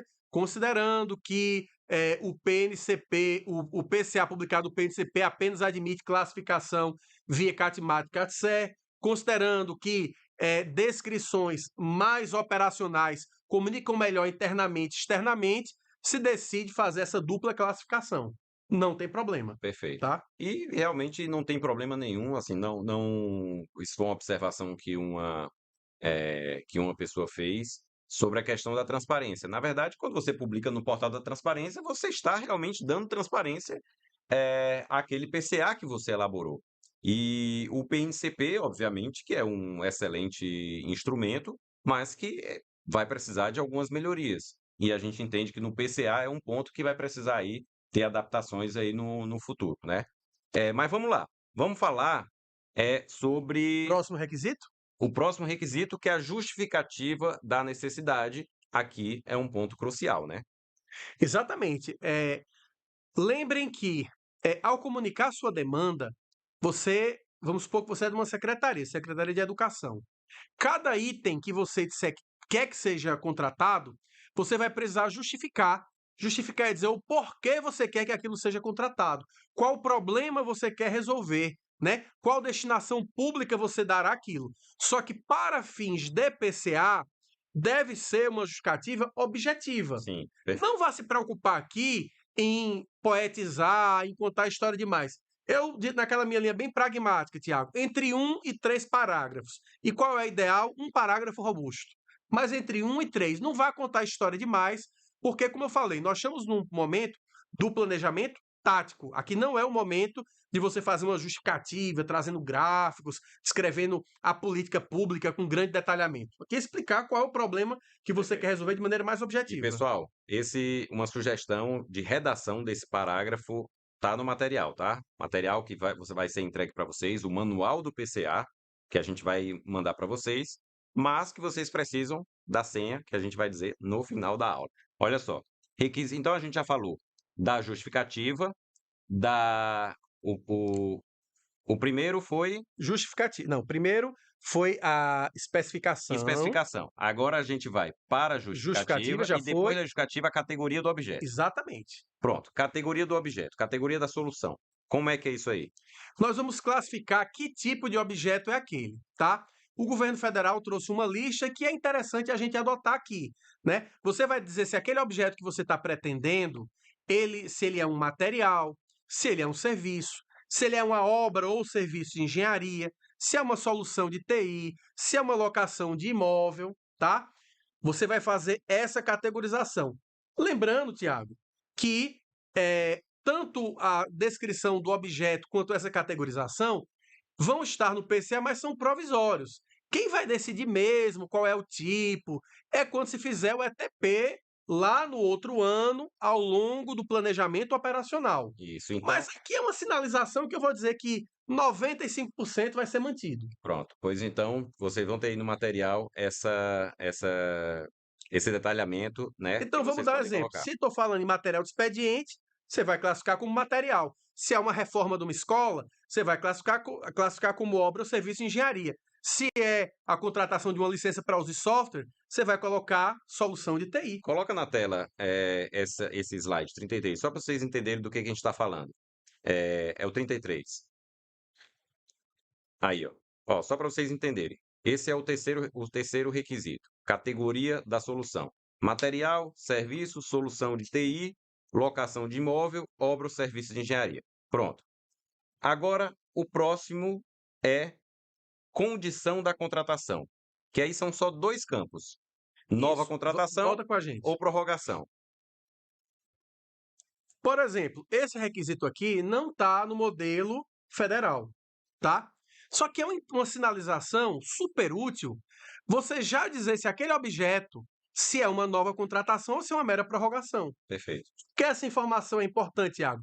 Porque ela vai impactar lá para o diretor de compras saber com quanto tempo antes da data que você vai dizer que quer receber aquele objeto, precisa começar o planejamento. Porque se é uma mera prorrogação, dá para fazer num prazo menor. Se é uma nova contratação, ele já vai sinalizar que vai precisar de um prazo maior. Então é uma informação simples, óbvia, mas que tem toda uma repercussão bem importante para o setor para a diretoria de compras. Perfeito. Aí, E isso não está no não modelo está no federal, modelo, tá? mas que vocês estão recebendo aí no material toda essa sugestão. Categoria da despesa, custeio e investimento. Isso, aqui é uma segunda classificação que eventualmente você pode adotar, tá? Eu tenho visto, a gente fez um estudo, né, de modelos de diversos municípios, órgãos que eles tenham adotado, e alguns têm optado por você indicar lá se é custeio ou se é investimento. Isso por quê, pessoal? Isso porque depois de formado o seu PCA, você vai conseguir, Tiago, formar vários gráficos que vão espelhar de maneira muito interessante qual é o perfil daquelas compras, tá? Então, ao dizer o que é compra nova e ao dizer o que é prorrogação, ao dizer o que é investimento e ao dizer o que é custeio, ao você dizer o que é compra, locação, solução de TI, depois você com essa informação vai conseguir gerar inúmeros gráficos que vão mostrar de maneira muito sintética e muito objetiva o panorama geral daquele mapa de planejamento. Agora vamos para um requisito que eu acho bem interessante, que é o grau de prioridade da demanda, né? Aqui vocês vão ter a tabelinha lá, e aí vai ter grau de prioridade baixa, média, alta e justificar. E aqui eu gosto desse requisito, Carlos, porque quando a gente pega alguns PCAs, 90% é alta. Tudo alto. É tudo alto, tudo é para ontem. E Eu aí, sou que o baixa, Thiago pediu uma cafeteira, aí lá para o setor dele botou altíssimo, né? altíssima, para ontem. Já chegou, inclusive. Foi pedido ontem e já está em casa. Mas e aí? Se você pergunta para quando é isso aqui, se você perguntar para um prefeito para quando é, ele vai dizer, é para agora. É para ontem, se não for para agora, é para É, ontem, né? então fala para a gente como é que a gente vai usar esse grau de prioridade da demanda, alta, baixa, média. Pessoal, para que é que serve esse marcador? Vamos chamar ele assim. Ele vai sinalizar duas coisas. Primeiro, ele vai sinalizar para o diretor de compras qual é o grau de prioridade que ele vai ter que dar para aquela contratação. Ou seja, se o negócio estiver pegando fogo, tiver muita licitação, o que é que eu tenho que priorizar? Aqui é um bom sinalizador. E se você coloca que tudo seu é prioritário, acaba com aquela velha história, né? Que às vezes a gente vê na fila das prioridades, né? Se você for final de mês em fila de prioridade e caixa, tem mais gente na fila da prioridade do que no que é normal, né? Então o que é que acontece? Se você não usar de maneira real essa classificação, você é que vai perder, porque vai se diluir tudo como prioritário e no final das contas, na hora que o diretor de compras tiver que escolher o que ele vai priorizar, vai entender ali que tudo seu que você não preenche isso de maneira real. Isso é Perfeito. um primeiro aspecto, uma primeira função. Uma segunda função, ela é para a autoridade máxima. É para dizer o seguinte, e aí presta bem atenção. Se der um problema no orçamento e precisar cortar alguma coisa, o que é que eu vou cortar? Aí você está dizendo a ele o seguinte: comece a cortar pelo que é de baixa prioridade, ou seja, começa pelo dedo, depois pela mãozinha, pelo que é de média, depois vem para o braço. Então, se você também colocar que tudo é alta prioridade, ele vai vir cortar, tá? E se você não sinaliza por onde quer começar, ele já vai começar provavelmente pelo braço. Então é esse exercício que o pessoal tem que fazer. Se tiver que cortar alguma coisa, comece pelo Pelo de de baixa baixo. prioridade. Aí você já tem que indicar. Exatamente. Então, por exemplo, vou dar aqui um caso bem simples. Eu solicitei lá na promotoria que eu trabalho que aumentassem a cobertura da garagem. Quem lá não teve ETP, eu acho, a cobertura da garagem é do tamanho exato do carro, só faz sombra meio-dia. né? Se for 1 da tarde ou 11, já não faz sol, então teria que ser um pouco mais larga.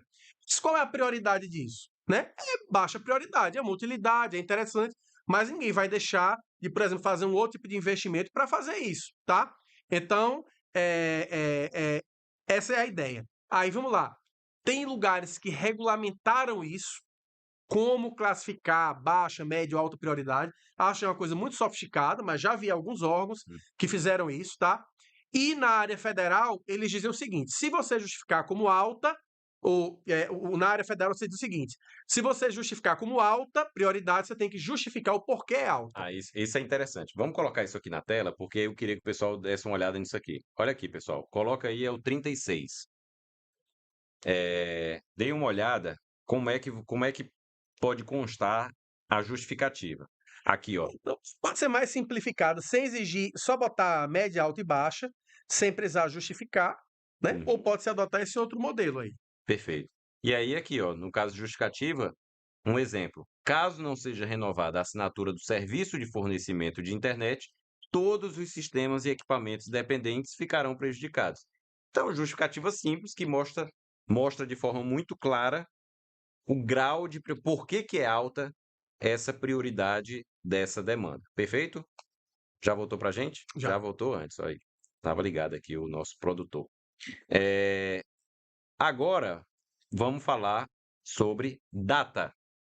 Para quando é o nosso. Isso aqui eu acho crucial. Data desejada para a sua contratação. Esse aqui é talvez depois de você descrever o que você quer, o campo mais importante, né? A segunda coluna mais importante. Não basta você dizer o que você quer. Ah, eu preciso de um notebook. Não. Eu também devo sinalizar qual é a data em que eu quero receber aquele objeto. Por que essa data é importante, Tiago? Porque é nosso caro telespectador que essa data é importante. É porque a partir dessa data, o diretor de compras vai ter que fazer o calendário de planejamento das compras para saber quando é que tem que começar aquele processo de contratação. Perfeito. Então, essa data é fundamental. Quando você diz assim, eu quero esse objeto em junho, aqui a gente deu um exemplo, eu quero um notebook, 14/6/2025. Então, quando começar 2 de janeiro, o diretor de compras vai ter que olhar e vai dizer, bom, aqui eu tenho compra de equipamentos, eu tenho uma média de 4 meses, né? Contado do DFD, do Memorando de Solicitação. Então, ele vai criar um calendário de compras, dizendo quando vai iniciar cada objeto daquele, e vai pegar, por exemplo, essa data aqui, ó, 14 de junho de 2025, e vai puxar 4 meses para trás, e vai dizer o seguinte, ó, o DFD dessa compra vai ter que chegar aqui até essa data. E aí o que é que vai acontecer? E esse é o papel de um diretor de compras, e por isso que eu digo que não dá para o agente de contratações, para o pregoeiro fazer. A função dele é estar olhando todo dia isso daí. Não chegou aquele DFD, não chegou o memorando, Tiago, ele tem que fazer o quê? E-mail para o setor da unidade demandante, tá? Ou seja, a data para envio do DFD para o objeto tal, para o notebook era 14/2/2025. Hoje é dia 15. Por que você não enviou? Ainda tem interesse? Sim, envie no máximo em 2 dias. Se não, informe para a gente poder aqui dar baixa. Ou seja, isso é direção de compras. Isso é ser um gestor de compras. Isso é ser um diretor de suprimentos. É você estar vendo as demandas, cobrando que venha. Porque quando você começa a dar entrada para poder ter todo. Existe um tempo para planejar, Sim. né? Não pode se fazer de maneira atabalhoada. Então, para haver esse tempo para planejar, você tem que ter um plano de contratações anual para poder você fazer esse calendário. Porque imagina, se a gente não faz isso, vai chegar essa mesma unidade no outro ano, se não tiver o PCA, e ele vai mandar dizer assim: olha, eu quero um notebook. Quando? Para o mês que vem. Não sai para o mês que vem. Não dá tempo. Você pode até empurrar de todo jeito, um edital. Aí vai travar lá na frente ou vai comprar um notebook que não presta, tá? Então, o que é que eu tenho escutado aí de boas práticas? O pessoal tem colocado para prorrogações, no mínimo 90 dias, tá? Para compras normais, 4 meses. E para objetos mais complexos, uma terceirização, uma limpeza urbana, uma obra mais complexa, 5 a 6 meses. Perfeito. De antecedência dessa data. E essa, ainda mais uma coisa, Tiago, ainda. Que data é essa? Tá? Isso você tem que definir. Engraçado, como a gente vai detalhando. Uma vez uma pessoa me disse: é a data em que o objeto vai estar na minha mesa ou é a data em que vai ser emitida a ordem de fornecimento? Porque tem uma diferença muito grande, porque tem ordens de fornecimento ou de serviço que pode demorar 30 dias para aquela coisa chegar. E também tem outro problema. Eu posso ter fornecedor que não atenda. Então, eu posso botar 30 dias, solicitar o fornecedor não enviar, ter que rescindir esse contrato, convocar o próximo, formalizar tudo para emitir a nova ordem, tá? Mas vamos entender que essa data que você vai colocar aqui é a data da emissão da ordem de fornecimento ou da ordem de serviço. Ah, eu quero fazer diferente. Legal, pode fazer. Eu estou dando só aqui Pronto, qual é uma fica sugestão. a sugestão. Pois vamos lá, vamos avançar aqui.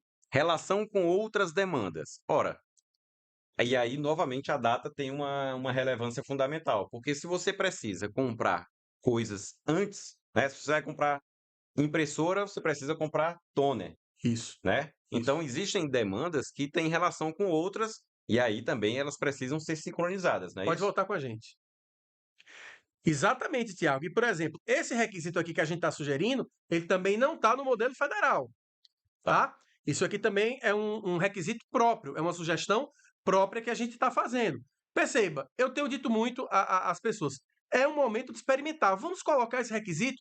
Eventualmente, se depois um diretor de compras dizer, oh, isso não serviu para nada, foi só mais uma informação, você tira, tá? Mas eu acho que faz todo sentido você incluir e dizer, olha, esse meu item aqui é casado com esse outro, tá? Então é importante que eles tenham uma sincronia, para que eventualmente você não compre um objeto e ele fique encostado 6 meses esperando que chegue a outra peça ou um outro equipamento que trabalha com ele de maneira acoplada. Perfeito. Depois da relação com outra demanda, gente, só lembrando que tudo isso vai estar no material de vocês, tá? Que vocês vão receber no grupo e que vocês vão ter acesso com a senha que a gente vai dar daqui a pouco.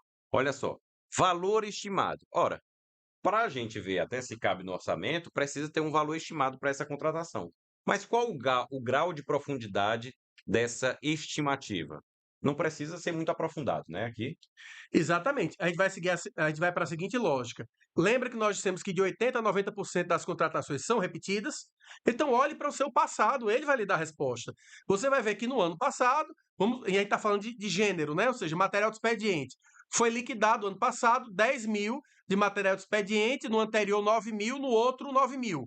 Então, estime 10 mil para o próximo exercício, né? Ah, eu estou pensando em comprar um notebook. Entre pela internet, tente coletar nesses sistemas que tem de pesquisa, de orçamento e tudo, um preço em algum órgão próximo de notebook, tá? Um notebook 5 mil. Então você tem um valor ali que tem uma congruência, ele não precisa ter um grau de acurácia tão elevado, mas que seja ali pelo menos dentro de uma realidade. Ou seja, demandas repetitivas, você vai olhar a sua série histórica e talvez botar uma gordurinha, pouca, tá? Objetos novos, você vai fazer uma pesquisa no mercado, uma pesquisa em outras contratações públicas, pelo menos de um item que pareça muito com o que você quer, para que você possa lançar. Pronto. Vamos avançar logo para outro requisito: alinhamento com planejamento estratégico e com outros planos. Lembram que nós conversamos que um dos papéis mais importantes e fundamentais do plano de contratações anual é fazer o meio de campo dos planos da entidade com o orçamento, tá? Aqui tá de maneira bem clara, tá? Então, o que é que você vai dizer? Você vai dizer se essa sua compra ela decorre de algum plano. Todo município tem plano municipal de educação. Tem plano para a primeira infância, na assistência social. Tem plano de direitos da criança e do adolescente. E pegue plano. Uns têm plano municipal de cultura, tem o plano municipal da mulher, tem o plano municipal do deficiente, alguns têm aqueles fundos especiais que tem que ter planos específicos. Coloque lá, e esses planos geralmente têm objetivos e metas, né? Ou ações.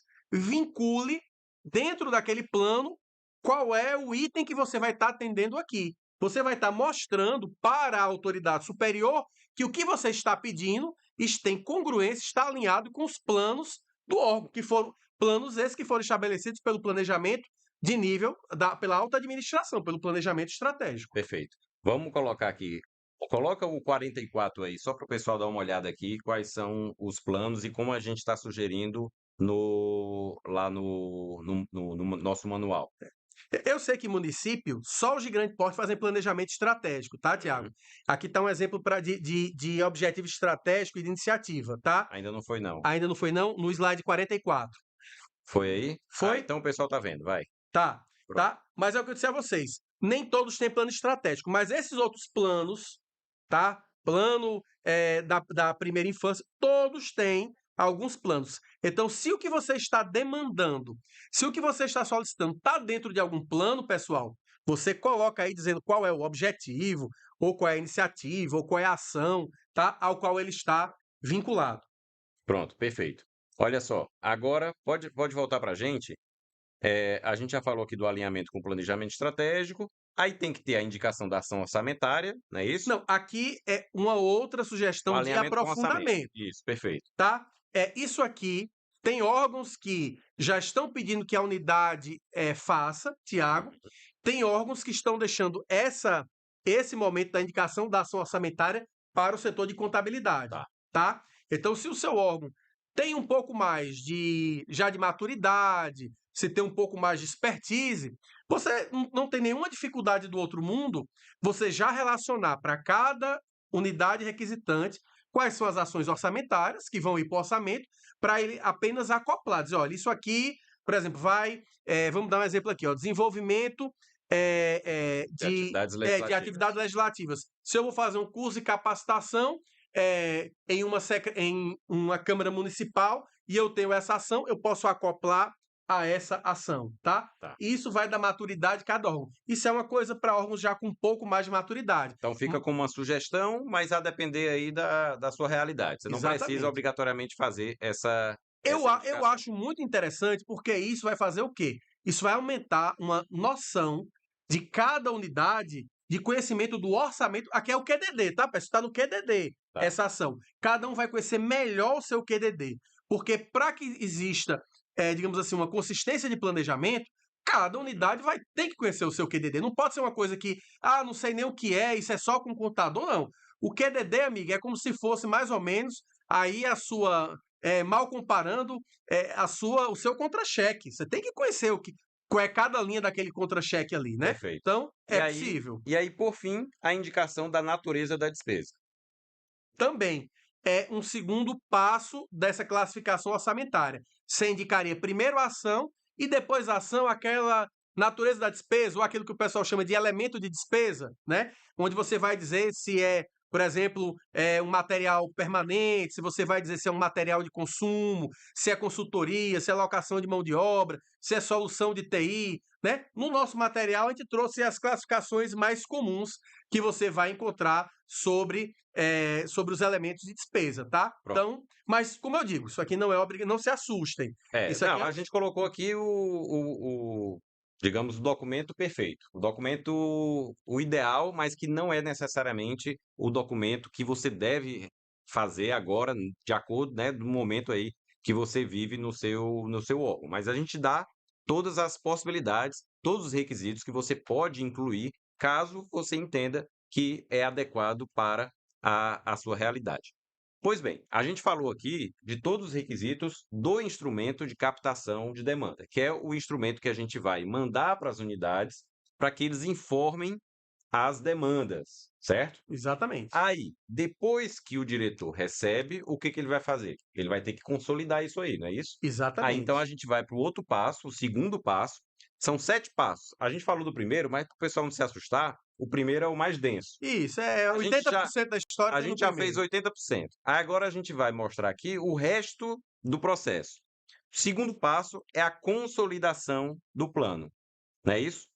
O que que o diretor aí, o diretor de compras, como é que ele deve se portar nesse momento? O que que ele deve fazer na hora que ele pega? Tá bom, professor Carlos, eu fiz tudo que você me pediu, fiz o documento perfeito, todo mundo me informou. E agora, o que é que eu É. faço com esse monte de informação? Não, primeiro, peraí, que não é bonitinho dessa história, não. A primeira coisa que ele vai ter que fazer tem gente que não vai responder no prazo, Ah, né? tem Então esses ele vai. problemas. Então, assim, Tá. o diretor de compras vai ter que cobrar os atrasados, vai ter gente que vai colocar uma fórmula de bolo, né, no lugar lá da descrição.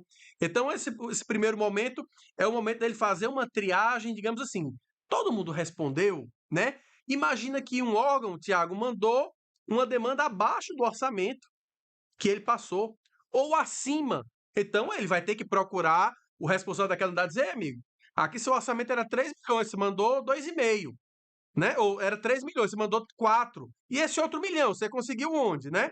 Então, não, mas eu conversei com o prefeito. Aí sim, aí se faz, né? Olha, seu orçamento era 3 milhões, você mandou 2, você não vai querer o outro milhão, não? Eu posso redistribuir, né? Então, vai se analisar quantitativamente esse orçamento. Ele vai analisar qualitativamente. Deixa eu ver se descreveram de maneira correta, se as justificativas são congruentes. Se tiver alguma coisa ali que esteja troncha, mal feita, manda de volta, dá um feedback, ajuda. Ó, qual foi a sua dificuldade? Deixa eu te ajudar, tá? Até garantir que está completo. Uma Tá. vez que ele esteja completo, Tiago, ele vai fazer aquela história da racionalização. Deixa eu olhar se tem alguma coisa de luxo, uma coisa que não tem nada a ver. Deixa eu olhar se tem alguma coisa que não tem nada a ver com o escopo daquela unidade. Eu tenho uma secretária, por exemplo, de cultura que pediu uma ambulância. Bom, tem uma coisa errada, né? Então, vamos entender o que é isso. Vai cortar, veio por erro, ou era outra coisa, ou era a ambulância cultural, é um projeto, É, entendeu? Então, vai se fazer essa triagem, né? Vai depois se procurar, Tiago, se tem objetos que estão descritos de maneira diferente, mas que na verdade é uma coisa só que vai poder ser juntado. Deixa eu dar um exemplo. Concordam que toda secretaria vai precisar de combustível? Aí pode ser que uma secretaria descreva assim a sua demanda: compra de gasolina, o outro, compra de combustível. Vai caber a ele olhar e dizer: epa, peraí, isso aqui é tudo a mesma coisa, isso aqui vai ser tudo comprado num mesmo processo. Então, deixa eu corrigir essas nomenclaturas para deixar um nome só, para quando eu consolidar essas demandas e for formar depois o planejamento lá da contratação, entender que vai ser um mesmo objeto.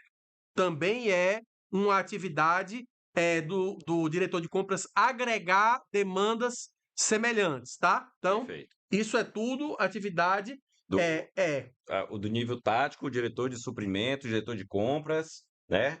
Que pode eventualmente ser o secretário, mas cada órgão cada vai órgão dentro vai. da sua realidade. Pronto. Não Feito, é o agente de contratação. pronto. Esse é o papel nesse primeiro momento. Tá. Então, esse é o papel. Ele Isso, vai. E aí, a gente colocou aqui no terceiro passo, análise do plano. Né? O que é essa análise do plano? Primeiro, ele consolidou. isso. Tá. Organizou, higienizou, deixou tudo redondinho. Redondo. Tá. Vai passar para a análise do plano. Agora é uma análise de cunho político, tá? Imagine piada com o plano estratégico que nós definimos, né? Então, é um momento, eventualmente, até de fazer ajuste orçamentário, de se analisar dizendo, não, olha, eu acho que eu vou aumentar aqui o orçamento da educação. Então, aqui talvez seja o momento do secretário sentar com o prefeito, Isso com outros é um momento secretários, mais político da alta administração. tá, de fazer essa análise do plano. Isso. Aí vem um quarto passo, a aprovação do plano. Aí eu te pergunto, a gente discutiu aqui no início quem vai coordenar a elaboração do plano. Mas ainda tem uma figura que deve ser a responsável por aprovar o plano. Quem Exatamente. é essa figura? É a autoridade máxima daquele órgão. Num município, o prefeito. Numa Câmara Municipal, o presidente da mesa diretora. Num instituto previdenciário, o presidente do instituto. Em um SAAI, o diretor-geral do instituto. No Perfeito, estado, o governador. perfeito. Né? É, Na verdade, é quem vai ter o poder. A função da autoridade máxima é, diante da escassez dos recursos, arbitrar o que é que vai ser deferido ou não, né? Se vai fazer prazo ou se vai comprar ambulância. pronto. Essa decisão final é da autoridade máxima. Aí a gente colocou aqui, quinto passo, revisão do plano. E aí eu queria, porque eu sei que o pessoal tá questionando aqui no chat, que a gente voltasse na questão do prazo, naquele cronograma, para a gente falar um pouco sobre quais são os momentos de, talvez, olha, vamos realinhar aqui o plano, Aham. vamos rever esse plano, vamos voltar a esse ponto aí, porque eu sei que o pessoal está perguntando aqui sobre a questão do cronograma. Tá. Pessoal, o que a gente vai ter de cronograma vai ser o seguinte, tá? Vejam só. Vocês lembram que nós terminamos de dizer que vai se fazer o PCA, vai se consolidar, vai se analisar e vai se aprovar para poder se enviar o projeto de LOA junto com uma peça orçamentária que está traduzindo o PCA, tá? Então, antes do envio do projeto, pode ser que tenha alguma mudança política, tá? Então é um momento em que pode se mudar alguma coisa. Certo. Mas o momento mesmo de se mudar vai ser quando voltar a LOA, quando a LOA for votada. Ah, tá. Então imagina, Tiago, que a previsão e às vezes isso ocorre, tá? Que a previsão de orçamento que se mandou no projeto de LOA de um município foi 100 milhões. E aí, claro, se a previsão era 100 milhões, se dividiu aquele orçamento para as unidades baseado nesses 100 milhões. Só que quando foi votada a LOA, e ela voltou lá em meados de dezembro, o Poder Legislativo baixou para 90 milhões, ou seja, deu um corte de 10%. Se deu um corte de 10% na LOA, naturalmente vai ter que se cortar alguma coisa no PCA. Então, depois de votar a LOA, se houver alteração da estimativa de receita, é preciso fazer uma revisão Então vai ser lá do no final PCA. de dezembro ou início de janeiro. Exatamente. O ideal é que tente se fazer isso ainda dentro do exercício, ou no máximo no comecinho do exercício seguinte, ou seja, realmente ou no finalzinho de dezembro ou no comecinho de janeiro, Pronto. tá? Então esse é o momento da revisão após a aprovação da LOA, né, da Lei Orçamentária Anual. É isso? E aí você vai ter a versão Final. final do a versão final do PCA, tá? Pronto. Não quer dizer que ao longo da execução do ano não vai poder se alterar. Também é um outro momento de alterar, tá? Isso, perfeito. É, porque isso é interessante, porque o pessoal tem que entender que não é para ter essa rigidez completa no plano, né? O plano é para lhe ajudar, é para ser um instrumento gerencial. Eu digo que a LOA é uma bússola, não é uma camisa de força. A LOA não, o PCA é uma bússola, não é? Ela está ali indicando um caminho, ela não está ali amarrando. Então, por exemplo, você tem lá, na prática, o PCA vai ser por secretaria, pensando em município. Tá, Então, você tem o PCA da sua Secretaria de Saúde, você ajustou, caiu 10%, ajustou lá no final de dezembro e começou o ano com o seu PCA. Beleza.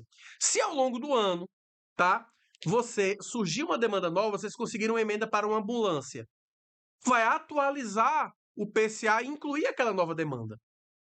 tá. Se você decidiu que você vai gastar menos recursos em um item para poder compensar em outro, você também faz esse ajuste. Você pode reduzir o que você ia gastar, por exemplo, com um determinado insumo e aumentar em outro. Também não tem problema, tá? Perfeito. Lógico que essas revisões, elas continuam sendo coordenadas pelo diretor de compras. Você solicita para o diretor de compras que vai mandar para o prefeito, para ele, para a autoridade máxima, para ele aprovar aquelas alterações. Então, o ideal é que seja feito, sei lá, a cada 2 meses, porque também isso é uma coisa diária, né? É, Então, você ia atualizando, vamos chamar de atualização, você indo atualizando com alguma regularidade o seu PCA. É perfeito. interessante. Então o PCA ele nem pode ser uma lista genérica que não serve para nada, nem pode ser uma lista tão detalhada de itens a ponto de enrijecer e dificultar e burocratizar o gerenciamento dessas contratações. Então Exatamente. ele é preciso e é interessante a gente ter isso em mente, que o PCA é para lhe ajudar, é um instrumento de governança, que você deve, não há uma sanção por descumprir o PCA, Não, né? não, não, não. Não há isso aí. Ele é um instrumento de gestão política. O que pode acontecer é o seu prefeito cobrar. É por isso que, não sei se a gente vai falar do monitoramento do plano, Sim, tá? vamos mencionar Então, isso aí. isso. Então, assim, a função vai ser de cobrar. Vai ser da diretoria de compras se planejar e da autoridade máxima depois cobrar que o plano seja executado. Perfeito. Porque aquilo ali, veja, é uma promessa que cada Claro, secretaria fez, que o PCA, na verdade, é política pública sendo executada, né? Então aquilo ali é uma promessa que cada unidade está fazendo à autoridade máxima de que executará aqueles objetos que vão se traduzir em políticas públicas na ponta para a sociedade. perfeito. Então a gente já está no quinto passo. Aí, pessoal, a gente colocou aqui, eu vou passar isso aqui, porque está no material de vocês, tá? Como é que vocês podem ver como é que fica o PCA lá no PNCP, as sugestões que o modelo adotado pelo Tribunal de Contas lá do Estado do Pernambuco. Então, todas essas sugestões que a gente falou aqui, tudo isso vai estar no material de vocês. Mas o sexto passo, vamos lá passar aqui para o sexto passo, que é a publicação, né? Que é o que o pessoal estava em dúvida aqui. Como é que é a publicação? Onde é que é realmente obrigatório? Vamos lá. Onde eu devo publicar o meu PCA? Resposta: onde a norma do seu órgão disser. E o que é que a gente disse aqui? A gente sugere que você dê a publicidade normal. Qual é a publicidade normal? Publicar no seu portal da transparência e publicar no seu diário oficial, tá? E o que é que a gente não sugere, pelo menos por hora? não sugere que publique no PNCP. Por quê? Porque para publicar no PNCP, você vai ter que usar uma estrutura de PCA que é adotada pelo governo federal, que não é muito legal, como a gente mostrou, e comprova por meio dos slides. Isso. Mas, claro, se você disser, não, mas eu quero fazer de todo jeito, faça. Mas a sugestão é, não é, ó, anotem aí, não é obrigatório publicar no PNCP. Não é obrigatório publicar no PNCP. Então É a sua norma que vai dizer. já respondeu aqui 300 perguntas aqui do pessoal. Ah, bastante. É obrigatório publicar no PNCP? Não é obrigatório publicar no Digo, PNCP. é se você colocar na sua norma, né? Se você se obrigar, se Isso. você colocar lá no decreto, né, aí realmente você tem que obedecer. Vamos falar do último passo, que é a execução do plano. Execução, monitoramento, não é isso? Isso. Como é que se dá a execução do plano ao longo? Porque aqui, ó, pessoal, a gente está falando, e é por isso que a gente fez esse evento agora, porque agora é o momento de começar o planejamento de 2025, certo? Então aqui a gente está falando do plano de contratações É um anual momento bem adequado. bem adequado, porque é justamente aqui na primeira quinzena de maio, né, que você vai começar já a entregar aí o esboço do seu plano para o diretor, e aí depois ele vai passar com as etapas seguintes que a gente já mencionou aqui, certo? Então, mas aí, aqui a gente está falando do planejamento. Em 2025, a gente vai ter a execução desse plano. Esse plano vai ser colocado em prática. Tá? Então vamos já pensar aqui, estamos em 2025. O que acontece em 2025 com esse PCA que a gente está elaborando agora? Ok. O que acontece, pessoal? Chegou 2025, você está com o plano já consolidado, aprovado, tudo direitinho. O diretor de compras vai pegar aquele plano e vai elaborar um segundo documento, chamado calendário de contratações. Ele vai pegar para cada unidade o objeto que a pessoa quer, uma planilhazinha. Descrição do objeto, na primeira coluna. Na segunda, data desejada. Na terceira, aquele tipo de contratação, se é nova ou se é uma prorrogação. E uma quarta, chamada data de protocolo do memorando de solicitação ou do DFD, tá? E aí ele vai fazer o quê? Ele vai pegar a data que você quer e vai dar o desconto de prazo, 3 meses, 4 meses, 5 meses, 6 meses, que ele entenda que ele, diretor de compras, precisa para poder rodar toda uma licitação até assinar contrato, tá? Então ele vai formar esse documento e depois vai enviar para cada secretário, para cada unidade demandante, tá? Depois ele vai acompanhar se essas unidades estão cumprindo aquele prazo. Não cumpriu, no outro dia ele já liga. Se for um camarada meio ansioso como eu, antes do prazo ele já está ligando, né? Pergunta assim, você não está sendo otimista demais, que você ainda não mandou o seu DFD, não é? Ele pode ir nessa linha, tá? Então, primeiro, ele vai construir esse calendário de contratações, vai comunicar para cada unidade requisitante e o interessante é que, e aí vai da regulamentação de cada um, mas no meio do ano já pode-se fazer um primeiro relatório de monitoramento, em que ele vai fazer uma tabela entre o que foi previsto e o que foi executado. Por exemplo, se previa que a unidade queria até o meio do ano ter esse item. O que é que foi entregue? O que é que faltou? E qual a justificativa? Isso vai gerar um relatório de monitoramento. Esse relatório vai para a mão de quem, Tiago? Vai para a mão da autoridade máxima, do prefeito, para que ele possa aprovar. Até porque, caso os secretários estejam, por exemplo, reclamando do setor de licitações, e você do setor de licitações deve receber muita essa reclamação, dizendo que as coisas não estão chegando porque a licitação falhou, você vai ter um documento que vai mostrar, olha, não chegou a tempo porque o camarada não deu entrada, ele atrasou um mês no DFD dele.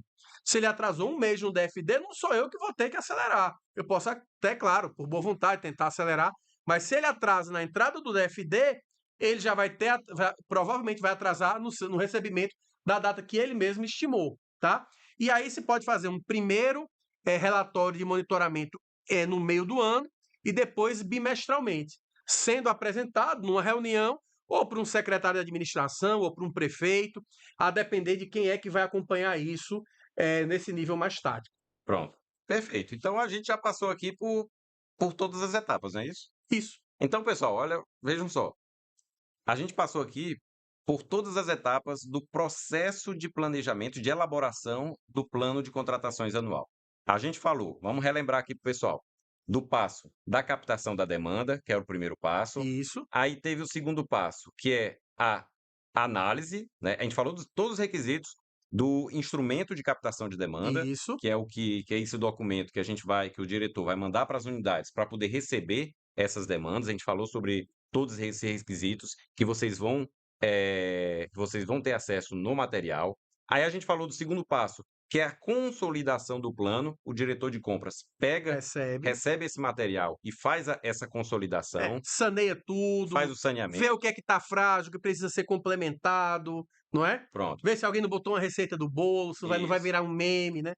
Isso é importante. Aí, agora, depois que ele fez esse análise, olhando para as demandas, ele vai fazer uma análise, né? Ele faz a revisão olhando para as demandas. Agora ele vai fazer uma análise pensando na parte política. E aí é a Isso, hora de sentar com o secretário, com o prefeito, para ver isso. se aquilo está alinhado com a gestão ali, com a alta administração, não é isso? Exatamente. É para aqui que o gestor, que a autoridade máxima quer ir.